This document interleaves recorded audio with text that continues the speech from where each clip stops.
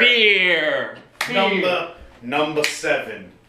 Man, student watches Based on what? porn and gets naked. Oh god.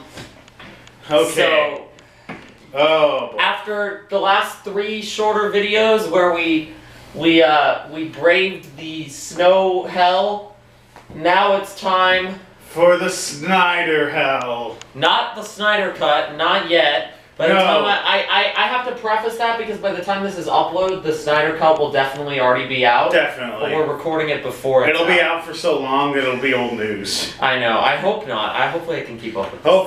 Hopefully we can get these out soon. Yes. But this is we're entering the Snyderverse today before Enter with the Snyderverse before we exit the Snyderverse. Yes. So for today's special episode, it's not that special. We watched 3 Zack Snyder movies. Guardians of Ga'Hoole. AKA the Owl movie, not to be confused with Rise of the Guardians. It's actually, it's not Guardians of Ga'Hoole, it's Legend of the Guardians, the Owls of Ga'Hoole. Everyone always refers to it as Guardians of Ga'Hoole. Because in the movie, they're called Guardians of Ga'Hoole. I'm pretty sure at one point it was called Guardians of Ga'Hoole, and then they changed it in post. Right, yeah. Well, there's definitely... Okay, the book series is called Guardians of Ga'Hoole. Okay, that might be why. So, I don't know why they made the movie title somehow more generic and more easily confused with... Rise of the Legends. Guardians of the Owls. Okay, so the CGI, the animated owl movie, Sucker Punch, the Zack Snyder trying to be girl boss movie, and Dawn of the Dead. The Zack Snyder remakes a classic horror movie to hilarious results. Can you tell we don't like any of these movies? We had to watch I don't know if I would have survived this episode if we were sober. Yeah, we were playing yes, perhaps now is a good time to introduce the Snyderverse drinking game. So there are so many rules. There are these rules. We shouldn't even read them off. I'm just send me an image and I will put them on the screen. Yeah. The ones that are of importance to this episode were take a drink every time there's a dream sequence. Which Sucker Punch has a lot of those. Take a drink every time there's a religious reference. It's Snyder, so there's a lot of those. Down your drink during the evangelical rant scene of Dawn of the Dead. Yes. Which, sadly, the version we watched had that scene cut down. Because I think in the uncut version, it's like a 10-minute rant by this preacher about how zombies are the liberals' fault for because of abortions and lesbianism. Zombies. It's basically like a Fox News rant. Yeah. But what Fox News would say if there was a zombie apocalypse? Yeah. What would Tucker Carlson have to say about a zombie apocalypse? He certainly had something to say about Lola Bunny. Oh boy. We'll go on it. We'll talk about Lola Bunny. Will we though? I don't know. I feel like I would be letting down my fans if I didn't talk about Lola Bunny. Take a drink every time there's an implied scene of sexual assault or rape. Down your drink if they actually show the sexual assault or rape. Take blah, blah, blah. If we had been watching more unrated cuts, and then take a drink every time they say we're already dead. Which I was like, happened. I was like, okay, but it happened in every movie. In verbatim, twice, 3 times in Sucker Punch, in a row. Yeah, and it even happened in the Owl movie. Yes. And in we were also sometimes drinking if they used slow-mo. Because take a sip every time there was slow motion. Take a long drink if the slow motion goes into hyper slow motion. Take a drink of water if there's a scene you actually enjoy. There weren't a lot of those. There weren't a lot. And when there were, it was like, oh, I enjoy this shot of these owls flying. We eventually had to be like, okay, take a drink. Take a drink if there's elsewise. Take a drink of water if there's if there's like, oh, that's a kind of okay looking shot, or oh, I sort of liked the writing in that one scene. Take a drink for weird racial / slavery subtext. That was Guardians of Ga'Hoole was a weird movie. We realized Zack Snyder's very slow-mo heavy during that movie. All his action scenes are like slow-mo. No, even the scenes that aren't action, just sometimes just normal scenes are just in like scenes that are supposed to be really epic. Oh my god. Epic. That's the best word to describe Zack Snyder. Epic. Post a picture of Epic. The movie Epic. Yeah. I think it's like a bad anime. Oh, I've seen Epic. I remember Epic. Vaguely. Vague memories of Epic. Epic is probably better than Guardians of Ga'Hoole. I'm just gonna say it. It's less well animated, but it's a better movie. It's a better movie. Yeah. There, we said it. All 0 Guardians of Ga'Hoole fans out there. I mean, there might be fans of the books, but I don't know about that movie. We could go right into Guardians of Ga'Hoole. Yeah. But you know what? I have a better idea. Let's talk about Lola. We found some Space Jam is happening again. Space Jam is happening again, and people have opinions about they censored Lola Bunny. They censored Lola. Post the picture of the fan art that everyone is claiming to be the actual Lola Bunny here. And then post the actual Lola Bunny here, and then post the new design. Same vibe as people complaining about video games being censored because they removed like breast sliders or like weird. They're censoring Tifa. She's got like the same cup size. No, they're censoring her. They censored Pyra and Mithra in Smash. They censor even though nobody complains about that because their censored outfits look better than their normal outfits. Yeah. Sometimes the censoring is good because it gives them a more interesting outfit. Okay, but okay, so the thing is about Legend of the Guardians, the Owls of You're cutting me off. I was going to talk about the philosophy behind Lola's about big fat furry titties. And yes, I'm cutting you off. Legend of the Guardians and the Owls of Ga'Hoole is a 2010. We didn't do intros. We didn't. Kirk Zanetti. Follow me on Instagram, _Captain_Kirk. Follow me on Instagram, ChuckBatman5, Twitch, ChuckBatman. Although I haven't been streaming as much. I don't know how much streams I've done lately or what. You already know. You know the deal. You know what's up. Let's go. And if you don't know, now you know, lover. Legend of the Guardians, the Owls of Ga'Hoole is a 2010 3D computer animated fantasy adventure family film directed by Zack Snyder, based on the Guardians of Ga'Hoole series by Catherine Lasky. Blah blah blah blah blah blah blah. Features the voice of John Helen Mirren, Hugo Weaving.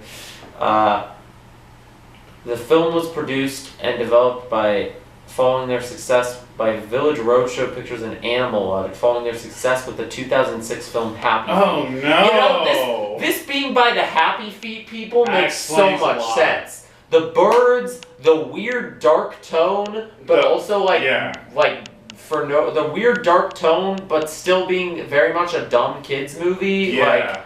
It's the bad comedic relief. Legend of the Guardians and Happy Feet occupy this special place for me, where they were too intense for me as a kid, but also too boring to watch at any other time in your life. Yeah. So they're like for no one.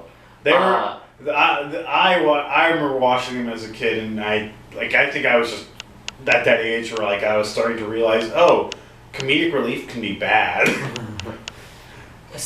I can't believe they managed to rope Robin Williams into Happy Feet. Oh God, I always forget he's in Happy Feet. He was really sleepwalking in that movie. Yeah. Okay. Is there anything interesting in the production to talk about? I doubt it. Zack Snyder is the director, though. That tells you everything you need to know. Okay, so When was there a Tasmanian devil in this movie? Oh, I guess those rats at the beginning were Tasmanian. Is this taking place in Australia? That would.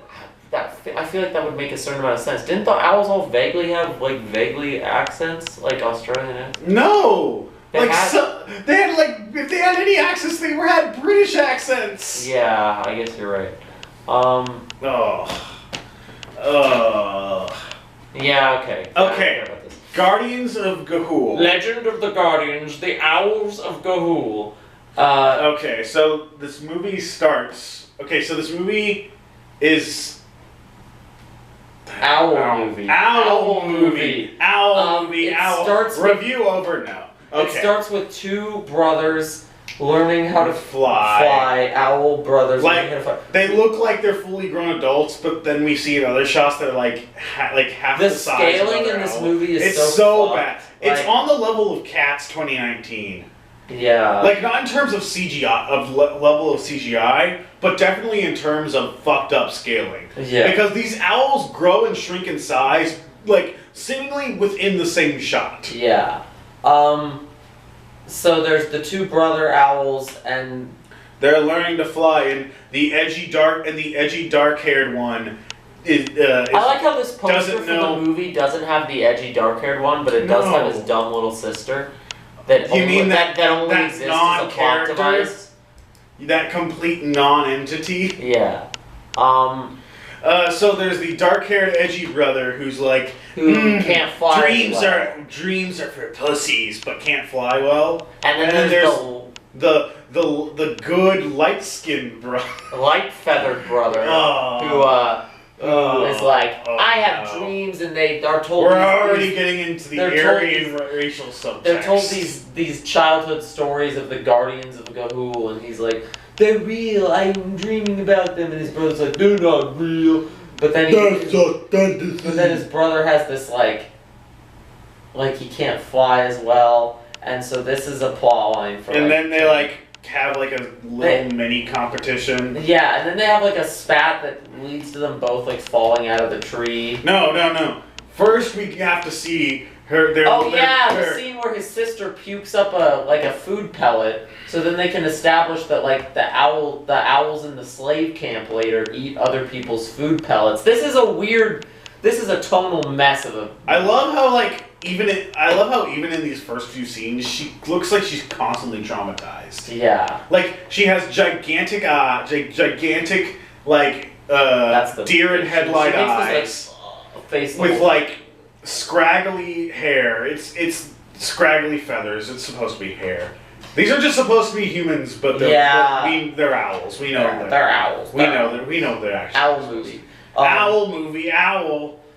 But okay, so even in the beginning of the movie, the dad treats the edgy brother really really shittily, and then treats the other brother really nice. So it's okay, edgelord brother's definitely. I thought this was going to be a slow burn where it's where he slowly becomes a bad guy, but it's a pretty quick. It's burn. As soon as they arrive at the bad people's lair, and he basically the good brother gets taken to slave camps, he's Nah, fuck this. I want to be part of the superior area. So the two brothers are fighting, and they fall out of their tree, and then they get attacked by some apparently Tasmanian devils. They just look like big rats. They looked like big rats, and that was the first time we said to ourselves, what the fuck is the scaling in this movie? So they And then they get captured by... They get captured by... owls that are 3 times their size. Sometimes. In some shots, they're more 2 times their size. And then in some other shots, it's they're maybe a head taller. Yeah. Than the big owl. Yeah. So these two owls with nose rings kidnap them, and they're like, "You want to be funny, dumb henchmen? We're the henchman community." Yeah. And they take them back to basically their cult slave labor camp. Where white temptress woman owl shows up and is have you ever thought that you don't have to be your brother's keeper? Here's a rock. I'm just gonna turn around, and if your brother's head happens to get bashed in, Oh, that's not my fault. She goes on about like the pure race of owls, the Toko clan, but what is it? What are they called? The Taito owl. She goes on about and the two main characters are Taito owls, but they meet this other tiny owl that's from another species of owl that was kidnapped along with them. That's another scaling thing. Sometimes she is literally like a third of the size of the main character, and sometimes she's like half his height.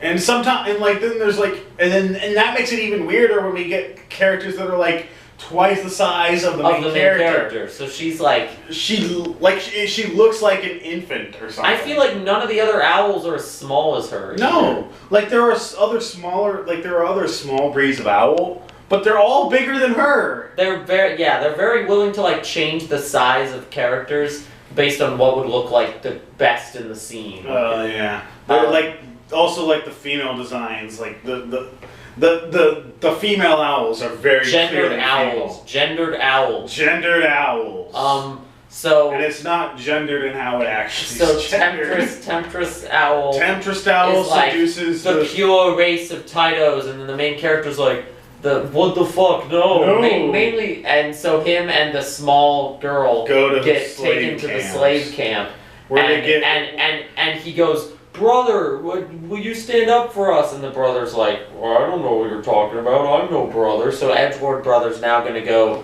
be trained to be like. He goes from zero. Go train to be like a Hitler Youth.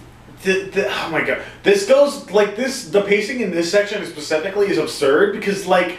The way the passage of time works, it seems like all of this is occurring in like maybe 2 days max. It seems like the main character and the tiny little owl girl are taught how to fly by this like they get captured in the night. They wake by the next morning. They are being trained to try to escape. Yes, by a disgruntled old owl who works for the group, who looks identical to the two henchmen that kidnapped them. I think maybe, despite being an entirely different breed of owl. I think maybe he was the third one that grabbed the girl, but I don't even know because all of these owls somehow look all the same, but also like. I don't know. The designs are not great. The designs are not great. So, but they get trained by this guy. It seems like they get trained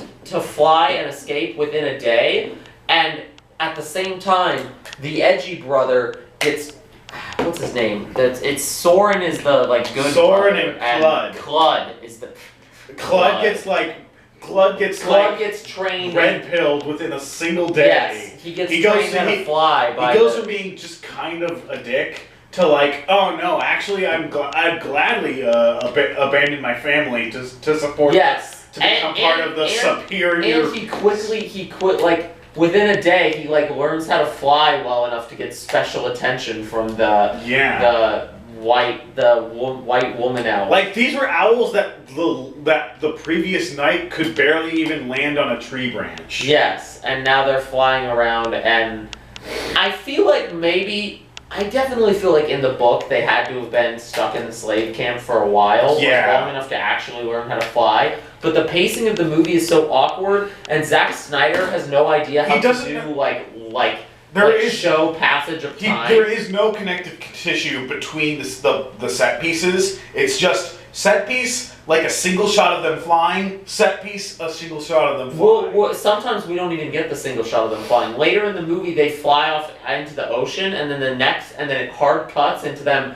struggling to fly through a rainstorm over the ocean. Oh, it's not good. So, like, eventually, after undetermined amount of time that felt like a day or two, the main character and the small girl owl escape the villain base, but not before we get to see how the villains are using metal flex to like create a trap for the Guardians. I don't even know what their plot was. I don't understand what their plot was, and I don't even understand how it's supposed to work. It's like it's affecting their gizzards, but like it seems to be a magnet. Yes. Yeah. So like, is there like metal in their gizzards? I don't understand. It feels like blue light magic. Magic Honestly, light. It looks like a superhero movie finale. It does. It gets destroyed like a superhero movie finale. Yeah, too. Like literally big explosion. There's one and before that there's like one cool like shot where like the owl learns how to like fly through rain, and then he uses that to fly through fire. Yeah. Like that's the only kind of cool. I guess. But it's also so like slow-mo and the music is so overbearing with it. If that had been like the only time that we ever went like in that level of slow motion, it would work. It would be great, or it would be fine. But it's like there's so much needless slow motion. That was how we got our drinks. Because it's a kids movie, so you can't have in it like weird like sexual stuff. That didn't stop them with that owl. Yeah, I mean the owls were. The edgy brother owl is clearly horny for the evil white woman owl. The white woman owl, who is serving the big black owl. Who is serving, yes, the big black owl who... That's what makes... Okay, so clearly this, like, evil group of... is like an allegory for, like, Nazis. I mean, they literally are like the strong should fear the weak. But, like, the good guys are made up of, like, the exact same type of owl. Yeah. Often with like the Guardians. Often with like owls that are pure white. Yes. And it's like, and they talk about like trying to keep their ranks pure. Or whatever. The heroes are no better than the villains. The leader of the Guardians is the most white feathered owl in the movie, whereas the leader of the villains is the most black feathered owl in the movie. So there's weird dark villain, and then it's both trying to play into like the Nazi allegory, but also like a black is evil allegory. I guess I don't know. But yeah, the villain is this like black feathered owl who wears this like edgy mask, and he got his eye like wounded by Lies of Kiel, the great warrior, who we do meet later in the movie. That's actually probably one of the better characters. Yeah, we actually drank a lot of water during that. Yeah, because he was an actually cool character. It's sort of like what they did with Luke in Last Jedi, but a little less jaded. Yeah, he's still going out there and like fighting the good fight. He just doesn't seem to believe in the cause anymore. Yeah, he's not really like a hero mind guy. They could have done more with him, and I bet the books probably did. Like it seemed like they were like gonna build up to like. It seemed like if he was meant to die in this like okay, ideally it's a little cliche, but I would have had the guy die in a way that like redeems him of his jadedness. And passes on the legacy to the new characters. Yeah, he doesn't. But he doesn't do that. He just he fights the main bad guy again because he fought him in the past, and now they're fighting again. And then Soren shows up and helps win at the end. So it's like he doesn't really have a point in this story. He's just a cool character. But that's all like the third act. First, they have to leave the slave camp, and then they meet annoying side character owls. One of them is named... That scene felt like it went on for ages. One of the side owls is named Digger, which I'm not going to keep saying because it sounds too much like something else. He is a very hyperactive, like... They have this thing, like, you can tell immediately who the comedic relief owls are because they're like spazzing their heads around and talking like this, and they're like, "Oh, I'm crazy, I'm wild." They're doing weird. It was a really painful. It was a very painful character, and then he takes them to meet this other owl named Twilight, who's like, you know, the like melodramatic thespian character. Yeah. Yeah, that's what this owl, and he like sings these bad songs throughout the movie. It's pain. And at the same time, they also suffering. At the same time, they also conveniently come across their old this old snake friend that they had from the tree that Soren was from. Who's I feel like in that tree she was sort of all like a nanny slash like chambermaid slash servant character that wasn't the owl, the lesser race. The lesser raced owl. If you think about racial allegories, it's all over the place. The main the guys of Gith or whatever. The Guardians of Ga'Hoole? No, like the Lies of Kith or The whatever. Lies of Keel. The Lies of Keel, like he's like this in the Legends. He's like this cool like hero, but we meet him and he's like this short, stumpy, kind of old, ugly looking owl who gets treated with no respect. Mm-hmm. And it's like, oh wow, the white owls are like all pretty and worshipped, and then the old owl, and then the actual hero is treated badly because he's part of the. And it turns out he himself wrote the book about the legend that like Soren grew up reading, so that's why he's like the hero in it. Kind of. This is like he seems like he once had a hero's ego, but at some point that like went away. Yeah. He's a good character. He's a good character, but he's in a but like. He doesn't even matter to the story. No. They just wanted to include a cool character, so they did. So they meet the annoying owl sidekicks. They go to this place where they need to figure out how to cross the ocean. Hedgehog. Then the hedgehog is slash echidna tinted blue shows up and is like, it is foretold. But I don't even understand what that character was. Bluckles shows up. Yeah, and so then they fly across the ocean, and that's where they hard cut from them flying across the ocean to like in the middle of a snowstorm, struggling to fly in rain, and then falling, and then getting rescued by the Guardians. This movie is supposed to have like a journey, but it's one of those bad journey movies where the journey it's all doesn't the exist. Destination and none of the journey. The journey is just saying, we need to go here. One scene later, they are there. Yeah. Either because they got rescued by someone and taken there, or because they just flew there themselves. And if we're lucky, we get like an establishment. And it's like there is like, even though they talk about how much struggle they're going through, they have no problem actually flying to these locations. Yeah. No. Like the way they get to the Guardians before they get rescued is like. Just fly there, you pussies. Yeah, they're really and they just fly there. They know how They just fly there. And then at the end of the movie, they end up flying back. And then when they get to the tree where all the Guardians live, the movie finally slows down for a little bit and shows them like almost a training montage of them being trained in flying there. But it's like, they already freaking knew how to fly. They flew here. They flew here through rain and sleet. And they basically are just hanging out at the tree while the Guardians go to see what's going on. Except one of the Guardians is a traitor, but we already know which one because the dimly lit scene from earlier in the movie made it really obvious. The Snyder Cut scene. Yeah, this was a very Snyder Cut looking scene. Like 3 colors, and one of them was dirt brown. Dirt piss brown. Yeah. But surprise, surprise, the member of the Guardians that is the traitor is the only one with black feathers and a mostly darkly colored feather color and a mask that looked not unlike the mask of the main villain. He's not the main villain. He's we also had one other drinking rule that was.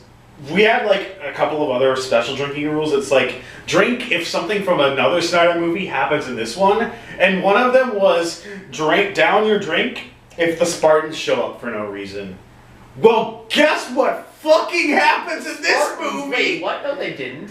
No, but you know what does show up? Basically just the evil Persian Empire from the 300 shows up in this movie. They even have like soulless face masks and bright red eyes like they do in the 300. Oh yeah, the Bat Warriors that are... Not even the Bat Warriors, like the Owl people. Like which Owl people? The I don't evil Owl army. Owl people. They all look You mean the slaves? Yeah, like the soldier slaves. Oh, the soldier slaves, yeah. Yeah, there's a lot of weird codes. I realized this from these 3 movies. Zack Snyder can't have baddies die unless those baddies are justified in universe as being mindless hordes. Yes. He has some weird thing about that. Yeah, absolutely. Because Sucker Punch went out of its way to establish in a dream sequence where it doesn't even matter that it was okay that the main characters are killing a bunch of Nazis because they're zombie Nazis. They're already dead. He had to establish that because he can't show his characters killing Nazis because some of his audience might sympathize with the Nazis. My God. I want to fucking kill myself. Hello. All right, we're going to talk about Dawn of the Dead. I don't know, my camera cut off while we were talking about Legend of Guardians, but honestly, I don't think it cut off that. I don't know when it cut off. I don't really care. Owl movie. Damn. Owls fight. Owl. It's because it's like 127 right now. Yeah. And we record maybe a little you're bit right. before one. Dawn of the Dead, 2004 film, is the next movie we're going to talk about. His remake, and also Zack Snyder's first movie. First directed film. Yes, which I liked better than Guardians of Ga'Hoole, but it was also probably less competently made than Guardians. Written by James Gunn. Yes, that's the other weird thing. It's like, okay. Well, I mean, it makes sense. It makes sense, but at the same time, I don't know how much James Gunn actually wrote this. I also don't. Because like, I've heard reports that it's like he wrote one of the screenplays for this, but it's not clear if he wrote the screenplay they actually used in the final film. You know? I guess. Production, blah blah blah. Film and redesign. Wait, film and design. Oh. Yeah. Who cares? Who cares? 6 out of 10. 6 out of 10. Somehow this. Dawn of the Dead is a 2004 American action horror film directed by Zack Snyder and written by James Gunn. It is a remake of George A. Romero's 1978 film and stars blah blah blah blah Sarah, blah blah blah. It's got Ving Rhames. That's the only. Ving Rhames. It also has Phil from Modern Family in it. Yeah. Playing a very different character than that. Okay, here's the quick plot synopsis of it. Zombie apocalypse. Yes. Okay, there we go. Movie over. Okay, now. A group of characters gather in a mall to hide from a zombie, but this is the fast-moving zombie era. Yeah. So these zombies can like run and like. It's also the era of you don't need to worry about considering the humanity of the zombies. Just fucking mow them down. Who gives a shit? Yes. Yeah. Well, it's like they only turn into zombies once they die. They like reawaken as zombies. So they're already dead. They're already dead. So they go to okay, but I think the biggest problem with this movie is there are entirely too many characters. And and most of them don't get killed off until like the last 30 minutes. Yeah, not even, more like the last 15. It's not bad to have a big cast in a zombie movie in and of itself, but you know for a fact that like when that happens, you need to kill them off in pretty rapid succession to establish, shit is serious, you can die. There's so many characters that this movie has two of the asshole that no one likes character tropes. It's just one of them is racist and one of them isn't. One of them is a hick and one of them is like a smug businessman.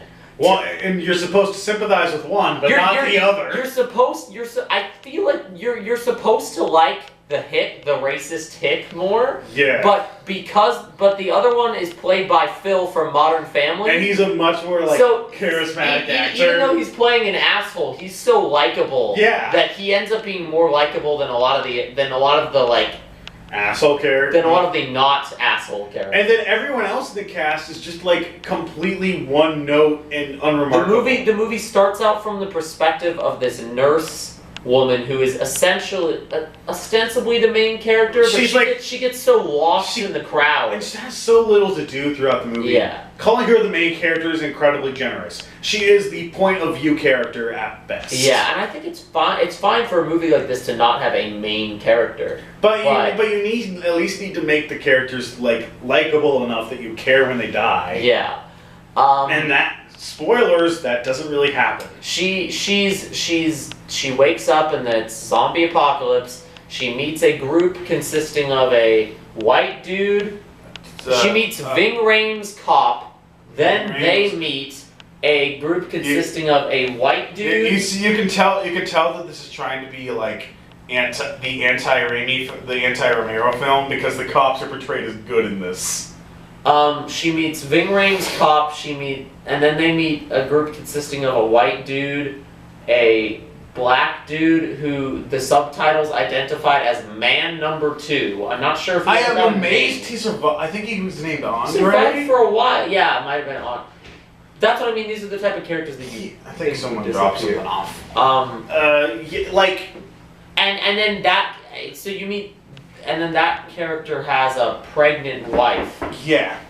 Hang on a second. I'll go get something. We're back. Oh, God, don't say that every time. What? So there's too many characters. Yes, there's too many characters to the point where we're struggling to remember them. The black dude has a pregnant wife. So then they all go to a mall, and at this point there are 5 characters. They get to the mall and meet 3 security guards, the leader of which is the asshole hick. Yeah. So then that's 8 characters. Again, like, they keep doubling up on characters. Like, they have the sympathetic, they have 2 versions of, like, the sympathetic lawman with the security guard who betrays the other security guards, and Vic Grimes' character. They have 2 asshole characters. They have 2 couples, or they have like 2 people where it's like one of them doesn't want the other one to die. Yes. But then they get infected and have to be killed. So we have 8, and then a truck full of people shows up at the mall, and the group like lets them in. And that would have been a golden opportunity for them to kill off someone. Like someone gets bit and they have to die. Yes, but they didn't. So then we have at this point like. I think there were like 6 or 7 people, or I think there were 6 people in the truck and 2 like driving it. So that at this point we have 16 characters, which is like even having more than 10 is already like stretch. And within a little bit, like 2 or 3 of those characters die. Yeah, but that's still leaving us with like over 10 characters. Yeah, not enough of them die to justify bringing them in. And all of these characters have like 1 personality trait, maybe, if you're lucky. Like there's a blonde lady that we didn't even see in the truck that just shows up just to have sex with the asshole character. And it's like, who the fuck is this? In like a montage sequence. It's like, who is this? Are more people showing up now? Did they get another truckload of people? There's this weird montage. There's also a guy named Andy who runs a gun store nearby that is like, they can't get to him, but they like communicate with him through like these billboards and stuff. So that's even another character. Who isn't a part of the main group, but it honestly has more characterization than a lot of the main group. And is given a more tragic death than a lot of the main group. Yes. So the second act, basically nothing happens. The group gets very used to living in a mall. They do a montage sequence of them like just living it up in the mall, which would feel very in place in a more overtly James Gunn movie, but like feels very out of place in a Zack Snyder a more tongue-in-cheek movie that plays into the social satire. Yeah. Which I guess is more what the original movie. The first movie was very more heavy-handed with its like political commentary. This movie has Zack Snyder's attempt at like half-assed political commentary, and it's the like evangelical rant scene where one of the security guards is watching a TV. But it's like going the opposite direction instead of being like consumerism is bad. It's like it's your fault. You did this. You, the slathering masses. This movie has no ideas, and any ideas you could credit to it are not like good ones or interesting ones. So the best way to consume this is to ignore any ideas or ignore the existence of the original movie and just like watch this as a fun zombie movie. I thought you were gonna say the best way to enjoy this movie is to just watch the original, and I was like, I completely agree with you. Well. Yeah, I think this movie has a 75 on Rotten Tomatoes somehow. It doesn't deserve that much. No. This was clearly this was the era where you could throw zombies into something and it would truly like trick people into thinking it was good. Yeah. Like 28 Days Later. Yeah. Spoilers, 28 Days Later is bad. I haven't seen it. But I know Kirk has opinions. I have opinions about it, and I haven't even seen it. Like, I don't like... I hate its reception. I hate what it's done to the zombie genre. I hate a lot of things about it. Mm-hmm. And I don't know if it's even a good enough movie on its own to justify its existence.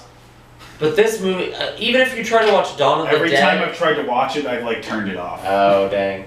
Even if you try to watch Dawn of the Dead as a fun zombie movie, it really falls apart by the third act, where the characters are making their grand escape from the Like, wall. okay, before this, like, some characters have kind of been dying occasionally. Like, there's one security guard died one time when some zombies got in the parking lot. Yes.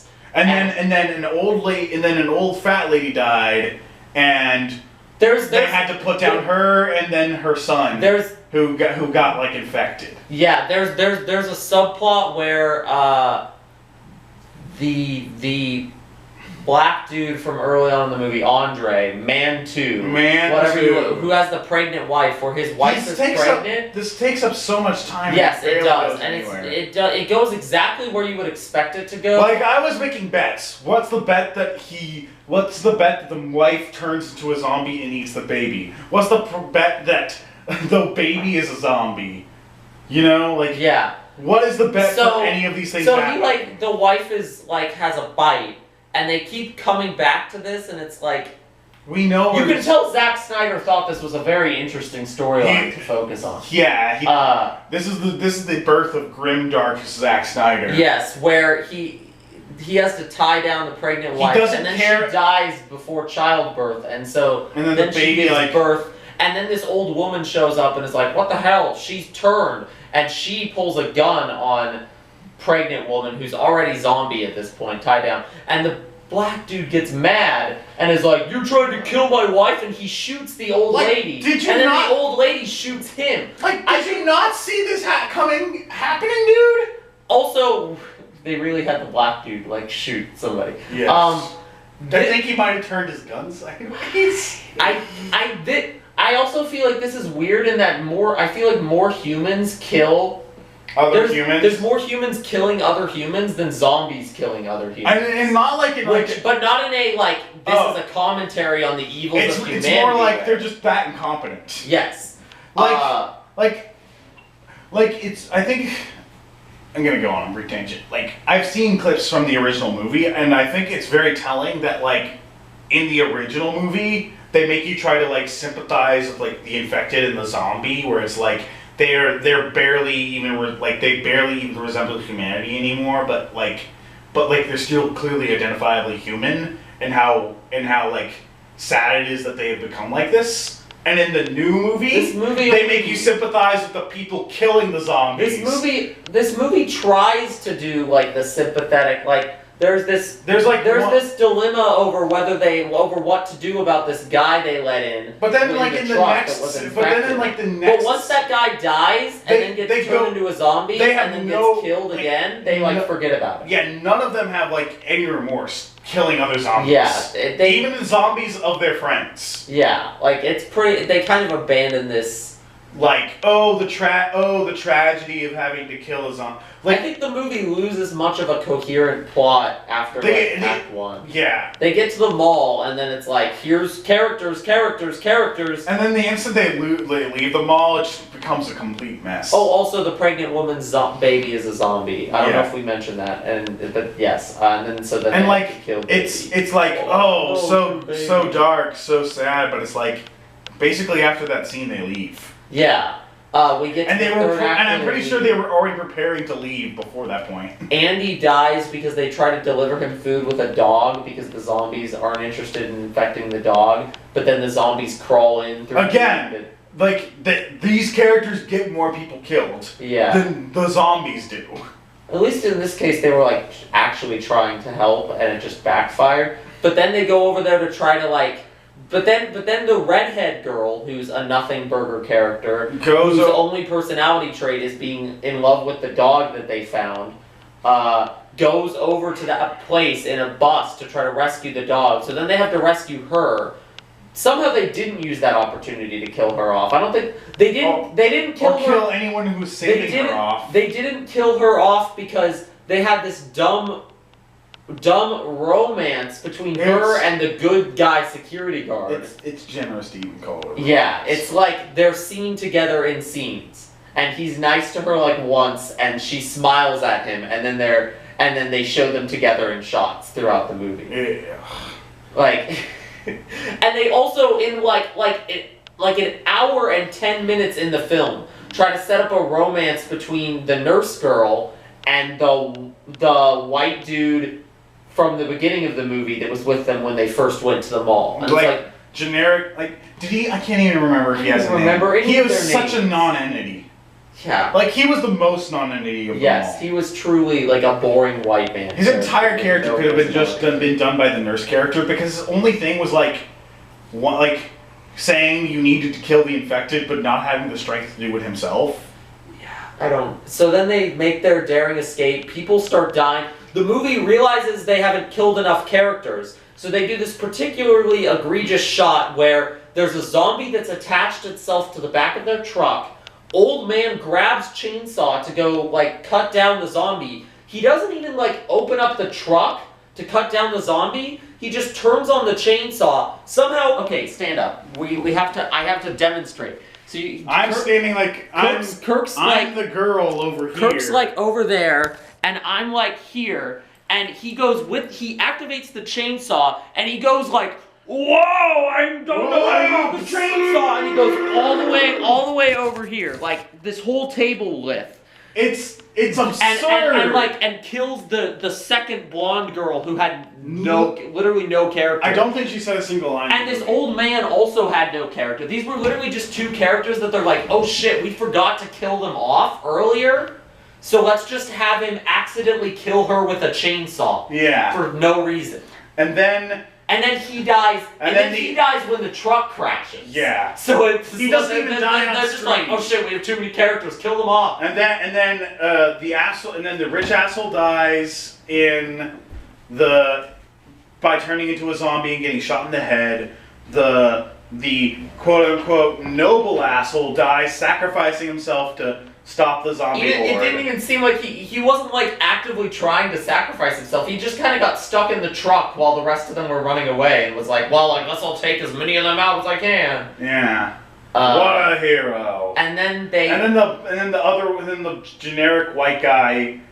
He got bit, right? He got bit. He had to stay behind. He couldn't get on the boat with them. And then he shoots himself in the head. Yeah. And then we have an end credits sequence where they're cutting between credits and this footage that was filmed on the rich asshole, Phil from Modern Family's camera, that was it starts out with footage of him on the boat before the zombie stuff, and then it goes to the good guy security guard finding his camera and being I found Steve's camera. Then they get to the island. They have a scene where they run to another boat with a zombie head in the cooler. I forgot about that. That was so strange and stupid. Oh. And then they get to the island they were going to go to try to be safe, and it's overrun with zombies and they all die. Which is maybe I like the idea of it keeps going into the credits and this cutting back and forth. But it's so... In a different movie I might like this end. But it's done so... Like the beginning where with the news flash cuts. The beginning is the same so kind of bad. thing. They're doing cast title cards and stuff. It's done so badly, and it's not like this is an irony where it's oh wow, these characters we cared about finally after we think either they survived, they died. It's just they just show up on an island and die. You could have had them be overrun on the docks and nothing would have changed. And the third act is so it's not even fun because the shots are so shaky and jarring and disconnected. And hard too close angles and it's Zack Snyder not being good at this. That's not even that's also true, but you know what it is even more? That third act was shot that way because they probably had to hide something. Something happened. Yeah, something happened in the writing or the filming process where they couldn't wear they were using different versions of the same scene that they filmed, and they didn't have shopping stuff and together. neither one tested well, so the editor had to try to cut them together to make a coherent scene. That's what it feels scene. like. That's and it ended up a complete mess. So by the third act, in the first act I was like, okay, this is just kind of like an okay zombie movie, and then by the end I was like, this is a bad zombie movie. And I don't really get, I don't really get why people like it unless they just really like any movie that has zombies in it. I don't know. Yeah. Oh, you're telling me that there's like a mindless sort of people that will just consume something you put before them just because you say, oh, it's good, or oh, it has zombies in it. I wonder if you can make some type of political satire, some sort about of that. society-related comment about that. Like you're telling me that there's this like mindless, slathering horde that is ready to consume. Consume. It makes you think, you know. The Snyder fans are already dead. We're already dead. Already dead. Oh. Zombie, zombie, zombie, ay. Fear. We're already dead. We're already dead. Guess who took like a sweet dreams are made of these. Guess who took a 1 hour? Guess who took a 1 hour homework break between this and the last recording? Imagine a movie because so I bad. was like, you know, I'd rather do homework than talk about Sucker Imagine Punch. a movie so bad that you would rather do homework. Well, that movie exists and it's called Sucker Punch. We're on a good run here. During Guardians of the Gahul, we specifically said that we'd rather be watching Rio. So these are very low bars here. I didn't mention this at the beginning, but we did watch another non-Snyder movie as a palate cleanser. So The Devils. We'll talk about that afterward. Yeah. Do we want to do the palate cleanser now? No, okay. I mean that's what the last hour of doing homework was for. Oh, we needed a palate cleanser after the palate cleanser. Yeah. Sucker Punch is a 2011 American psychological fantasy action film directed by Zack Snyder and co-written by Snyder and Steve Hughes. It is Snyder's first film based on an original concept, and we really don't want him to do any more. Based on an original concept. The film stars Emily Browning as Baby Doll, a young woman who is committed to a mental institution and copes by envisioning it as a brothel, because that's so much better than a mental. That makes that makes sense. This movie is terrible. Oh my god. We needed the highest compliment we could give about it is that some of the action scenes, when devoid of all context of what is actually going on in the film, were good. The color is bad, but the action it's still like 3 color Zack Snyder runs. This is only some of the action scenes are good. Dawn of the Dead was like barely even felt like a Snyder film. This is like peak Snyder right here. This is Snyder creating his own original property, and it is offensively bad. This is the true Snyder oeuvre. So basically, this movie is a Deborah Snyder produced. What? Yeah, his wife produced it. Like this, at the end of the movie, we were literally like, how was Zack Snyder's wife okay with this script? It's so obviously like dehumanizing of women that. Trigger warning. If rape, sexual assault, anything, basically abuse, anything that you could think of, mental that you illness, wouldn't want to hear about, like being a woman in society. Yeah. I can't even think of everything I need to put a warning in there for. Yeah. Because that's how bad this movie is. Oh my god. Just. Viewer discretion advised. Don't watch this episode. Don't watch this movie. And so basically the concept of it is the opening sequence is basically a bad music video. This whole movie is a whole bad music video. Yeah, the soundtrack in this movie is so overbearing. We go from one bad music video to another bad music video. Then we get like 5 minutes of plot, and then we go to the dream sequences, which might as well be extended bad music videos. Yeah, the music in this movie is so overbearing that when a cheesy, slowed down version of a song starts playing, it doesn't even feel. It doesn't even. What are you doing? I'm gonna see if I can find an AMV of Sucker Punch. It doesn't even feel like a movie anymore. It feels like a music video or an AMV. Yeah, it barely resembles a plot. It does not resemble a plot at all. It is.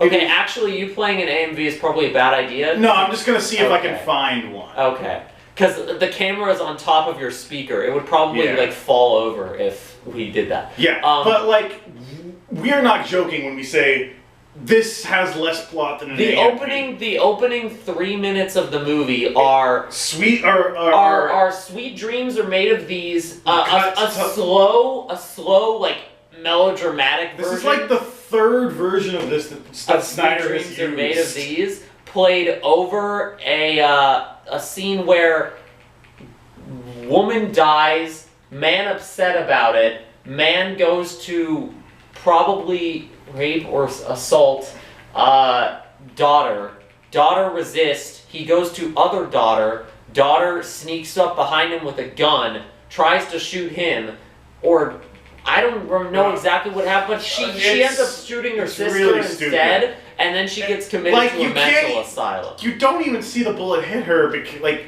It hits a light bulb, and I think maybe a piece of glass hits her. Like, It's really dumb. It's really dumb and badly shot. And then she... How can it be so badly shot, but, like, be in such slow motion? Like, you can see what you're doing! And then she gets taken to a Arkham Asylum-ass mental institution. This is the main character, by the way, Baby Doll. Baby Doll, who is so fucking infantilized that they're like... And has, like pigtails and, like... They dress her in a literal schoolgirl outfit, and then, like, paint... Like, even in the dream sequence scene, she has, like, a schoolgirl outfit and painted on rosy cheeks. And pigtails, and, like, the actress is half the size of the rest of the cast. And yet, when she gets checked into the mental institution, they establish her as being 20 years old.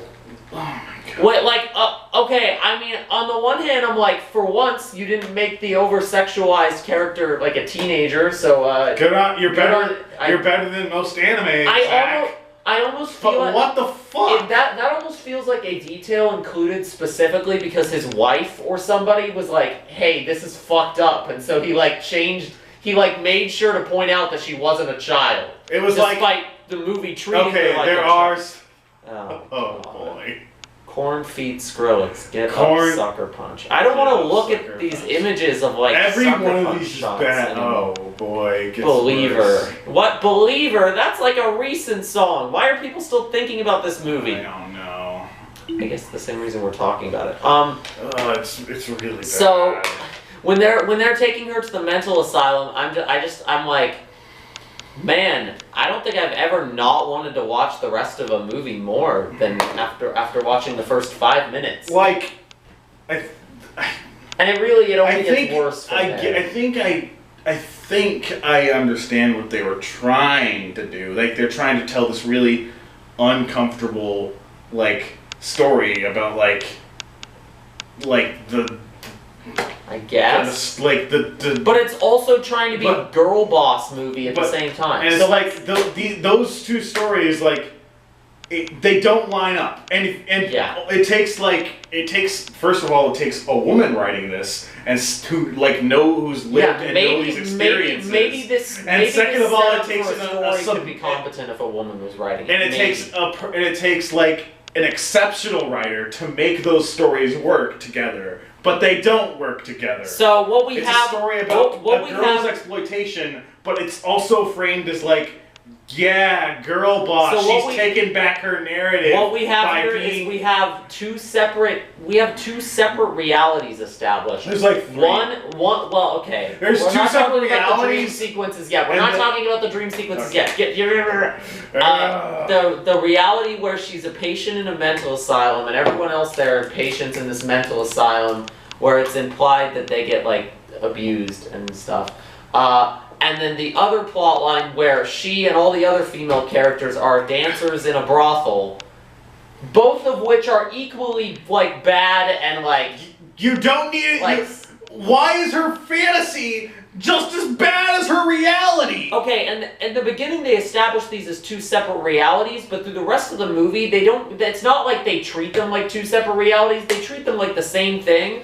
And also, Snyder is so bad at color that, like, even if they were switching between styles, you wouldn't be able to tell because he uses the same, like, three colors. The muted color palette of the real world is the same color palette they use in the fantasy world. Yeah. So it doesn't even... And again, like, it doesn't even matter that this is a fantasy world. You could have just had her go to brought to a brothel or a like girls' home that is secretly a brothel. Yeah. And it would be the same fucking story. Yes. She makes a plan to escape where they need to get map, knife, fire, key. It's unclear what those tools were really for, but I guess it doesn't matter because ultimately, spoiler alert for the end of the movie, the brothel reality is in her imagination, and the real reality is the mental home. But also certain things that happen in the brothel also happen in the mental home. Like she stole a knife, she stole a knife, she set a fire, she stabbed someone, she took a map, she helped the patient escape. Also, when she's describing her plan of what she needs in the brothel storyline, some of those things and where they are location-wise are specifically from the mental health reality. So this concept of two realities is completely, like, not thought out and half-assed. It's like... But we haven't even gotten into the dream sequences yet. Oh, boy. In order for her girl boss girlfriends to steal these four things, she needs to distract everyone around her by using her video game dance ability and whenever she dances... Everyone is so distracted that nobody knows what's going on. And they draw direct attention to this in the sequence of the movie where she's distracting a chef, and then she gets pulled out of the fantasy halfway through, and he's suddenly awake and realizing they're stealing his knife. Then he goes to stab one of the girls. We go back into the fantasy, we come out of the fantasy, and he still has the knife about to stab her. What was he just doing? Like, dead-eye staring at her the whole time? It also implies that, like, not only are the people, like, not conscious of the world around her, like, the other girls are not either. Like, they are also caught in her weird trance. So basically, every time there's a dance sequence, this movie cuts to, like, a fantasy within a fantasy action sequence. Which, honestly, it almost feels like Zack Snyder wrote the movie, and then somebody said this isn't empowering, so he added this mechanic where the dance sequences go into a fantasy girl boss action. Where she can like, be a badass who does fights. Yeah, the first one she's fighting a giant samurai Dark Souls boss thing. The next one she's fighting zombie Nazis in World War II. The only reason they're zombies is because then she can kill them without remorse. Because they're already dead. That happens, like, they say that They say that so much in this movie. The third fantasy is, I genuinely don't remember. She's in a castle with a dragon, but they also approach in a plane, and then the dragon chases the plane. The fourth reality is a train heist that is very boring, and by this point the action sequences are not even remotely good anymore. So the one positive thing I said about this movie no longer applies. They stop being good after this. Is also the train heist is the one that gets interrupted because she gets sucked out of it, and then the train heist and the dragon one have the Nazi one didn't have a good color palette either, but like. They went from having a bad color palette to having a a piss-colored dirt color palette. Yes. I also think we should mention that even in these shots could have been put into the Batman v Superman or Justice League dream sequences, and nothing would have changed. Yes. These action sequences honestly feel like bad Love, Death, and Robots shorts. I hate that. You're so right. Yeah. Like, literally, you could have put this... Lucky 13. You could even see one in there called Sucker Punch. Like, with how weirdly, like, girl boss some of those Love, Death, and Robots shorts is, like, this could have been, like, honestly, this could have exactly been a Love, Death, and Robots sketch where it's, like, a girl tries to escape a mental asylum by imagining she's, like, the concept a badass of this movie warrior. is a terrible Love, Death, and Robots short. Which is like already setting the bar. Stretched to 100-minute feature film, excruciating length. In the end, Baby Doll helps one of the girls escape after their plan kind of falls through. The mean one. The mean one who wasn't on board on the plan at first. She ends the Mithra one. Baby, oh my god, the Mithra one. Shut up! Shut up! Don't compare these characters to Pyra and Mithra. I know Pyra and Mithra aren't great, but this is an insult even to them. Even to them. Even Pyra and Mithra would like destroy this place. Yes. But Baby Doll is only able to save this other girl by like giving up her freedom. Female character can only get agency by other character giving up their agency. It's the least empowering thing you can imagine. It's like, it's like she's like taking back her narrative or whatever, but she's not. By having her bodily autonomy stolen from her. Like whether you see the brothel reality as reality or the mental ward reality as reality, either way, she is getting her autonomy robbed. She is being in the mental institution. She's getting lobotomized. Yes, and in the dream reality, they didn't show this. But they cut the scene from the theatrical version, but in the unrated cut, she gets trigger warning again. She gets raped by John Hamm. Yes, she also gets assaulted by Oscar Isaac's pimp character. Why does Oscar Isaac pick such bad movies before being in Star Wars? Like, he's not even bad. None of these performances are bad. He's doing exactly what He's doing exactly what the director asked him for. It's just the director is acting him. The directors are just asking him to do bad choices, like be a pimp or be an annoying prince character. We should also mention that even in the dream action girl boss sequences, that even in the fantasy within the fantasy, there's still this male wise man character played by the Stick from Daredevil, the blind guy that trained Daredevil. Discount Leonard Nimoy. And he's literally just there. He gives them awkward exposition about what their dumb mission is. You know who would have fit in that role so much better? Madame Gorski. The woman who was teaching them to dance in the brothel, who they tried to make sympathetic, but also super complicit in the whole fucking operation. They were trying to do the people being victimized, but still being people being victims and also being victimizers. Except Zack Snyder isn't smart enough to portray that. So the character completely doesn't work. He can't portray it. But maybe it would work better if she was in the dream sequences as their mentor rather than this wise man character who... The wise man character shows up in the real world at the very end of the movie and he's saving the girl who escaped from being, taken back by the cops. Because God forbid a female ever...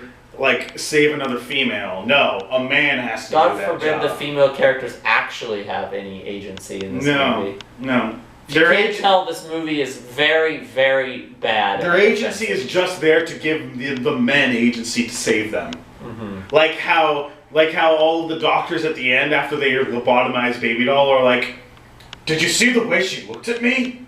Oh my god.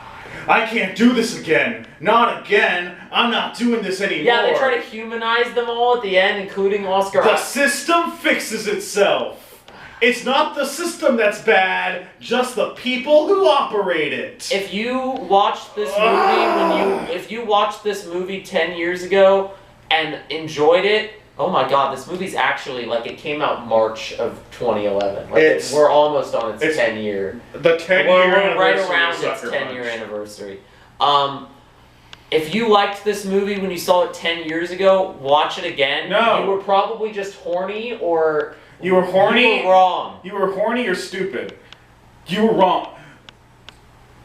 Listen, he's going to say, watch this movie again to prove that you're wrong. I'm not going to make you suffer through this movie No, again. don't watch it again. Don't watch it again. Let it live in your idealized form. Whatever The that idealized is. version of this, just like how I had an idealized version of the Imaginarium of Dr. Yeah. Or the Megorium. We're not talking about that ever again. Okay.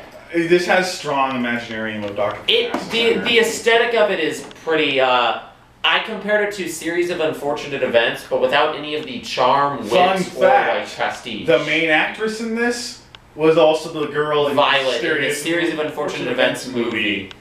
What a great lineup for her. Oh boy. The Devils. Then after the awfulness of Sucker Punch and the awfulness of all these other movies, our friend yelled at us on Discord that we should watch good movies. So to be happy. Yeah. They yelled at us to be happy, and we're like, fine, I guess we'll be happy. I would say this was a happy movie, but this is I mean, in the sense that, like, you know, oh, you're watching good stuff. Yeah. So we decided to watch the 1971 British, like, horror drama, The Devils. It's a story about, like, turn of the 17th century European witch trials. Yes, it's very, okay, this came out around the same time as The Crucible, as, like, The Crucible was written, or not like, but it was all, like, in this It's based off of a book that was written around the same time the Crucible was, and then later got adapted into a play. And then, yes, but this movie, what's interesting, you should watch this movie, it's very good. It's basically, okay, so before we even talk about this movie, you need to, like, even though it's going to be uncomfortable for a lot of you, you need to go watch this, because there is no guarantee that by the time, like, by the time we upload this, it could not be on by the time we upload this, or by this time next year, it is entirely possible that this movie will be gone. We watched this movie on the Shudder streaming app. Yeah. The one, which is for like a horror. Yeah. Thing. Like, I was only vaguely aware this existed. I was aware, but like a lot of when I first got on there, like, they didn't really have a very good selection. It was like a lot of stuff that either I already had on DVD or just like wasn't really there's mentioned it's it's been censored. This was like X-rated when it first came. There's a lot of there are two scenes that have been cut and I think completely like that are lost. just not even Like, I don't think they exist anymore. It's basically, imagine The Crucible, but instead of them trying to make everyone somewhat sympathetic, they try to make everyone like. It's like a super cynical Crucible where like no one is sympathetic. The main guy who's being like falsely accused of witch trial stuff, the John Proctor character of this story is a serial adulterer. Is a serial adulterer and actual priest. Yeah. So there's like this character drama of like him trying to justify those actions to himself, and while also defend himself against the accusations of things he didn't do. Yeah. Also, earlier in the movie, it very much seems like he's only concerned about the church tearing down this town because he doesn't want to lose the power he has. Yes. And he has this weird. He's an interesting character, but he's not the only focus. So. There's a lot of interweaving stories. If you had to pick out two characters who are the main characters, it would be him and the Sister Jean. Yes, who is a hunchbacked nun who has this weird, like, she's sexually attracted to him, but she has this conflict of like. She'll never be loved because of her deformity. Despite still being beautiful. Yeah, she's very beautiful. She just has this like hunchback and tilted head, and she's this very like cynical character where she basically admits she only became a nun to like because she couldn't be married off. Right. And so she's like she's trying to be closer to God, but she's like. But she also wants to fulfill her earthly desires. Yes, with him, and there's a lot of discussion about like.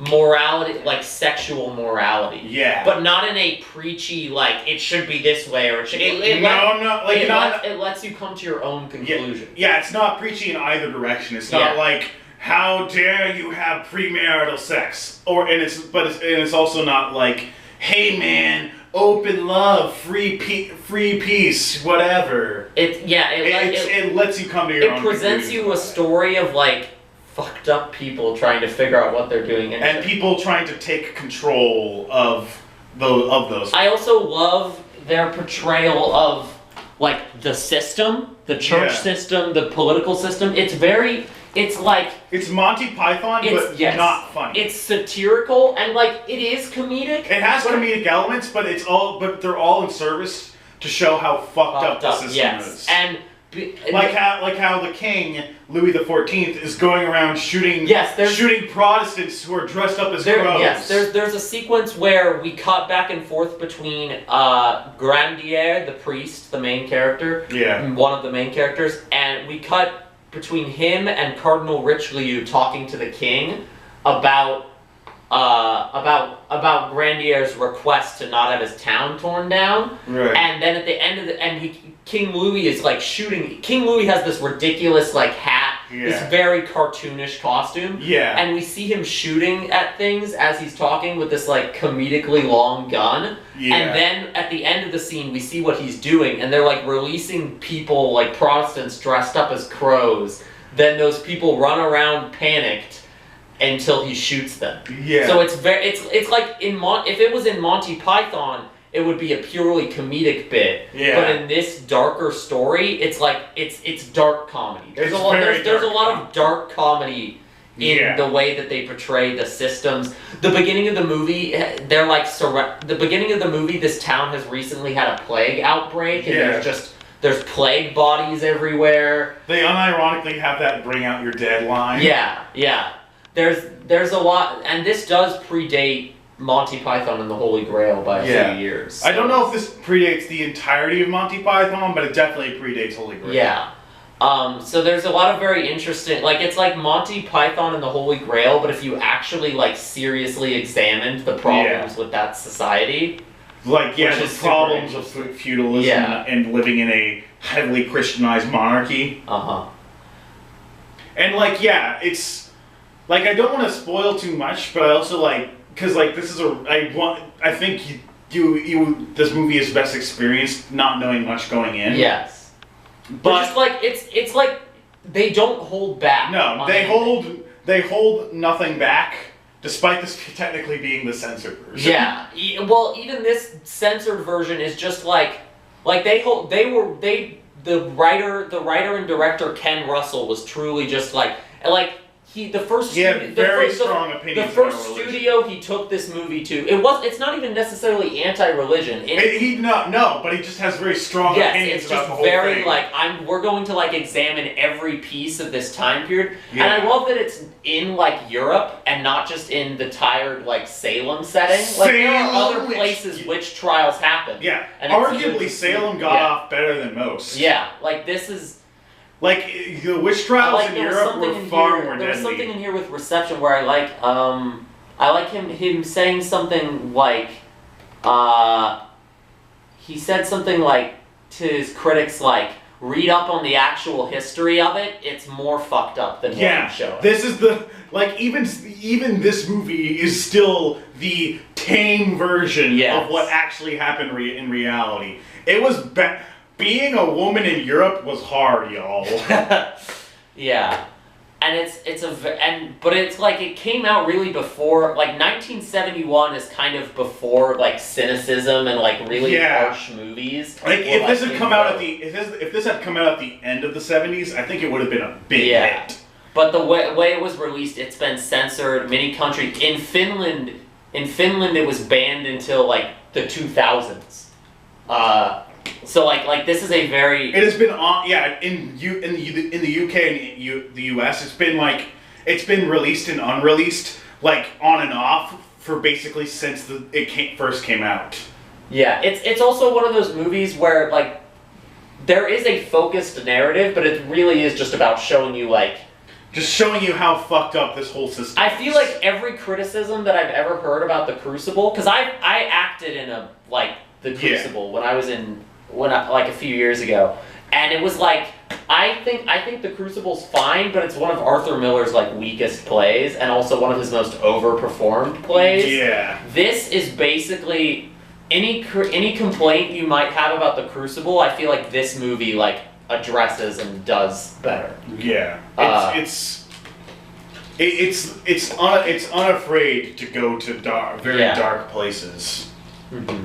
And not in a Zack Snyder dark way. No. But in like an actually like let's examine the culture. If anything, it's like it's not like gray, black, dark. There's a certain frivolousness to it all. Yeah, that's what makes it truly dark, is that like this is all just so petty.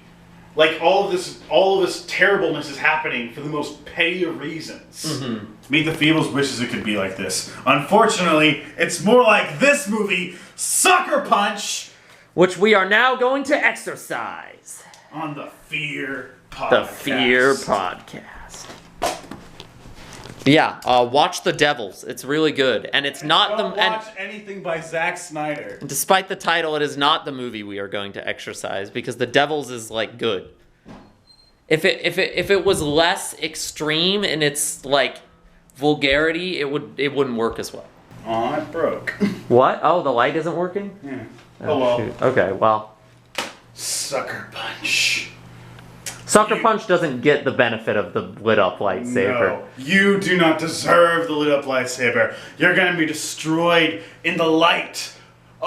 The light that you don't have in your movie because it only has 3 colors.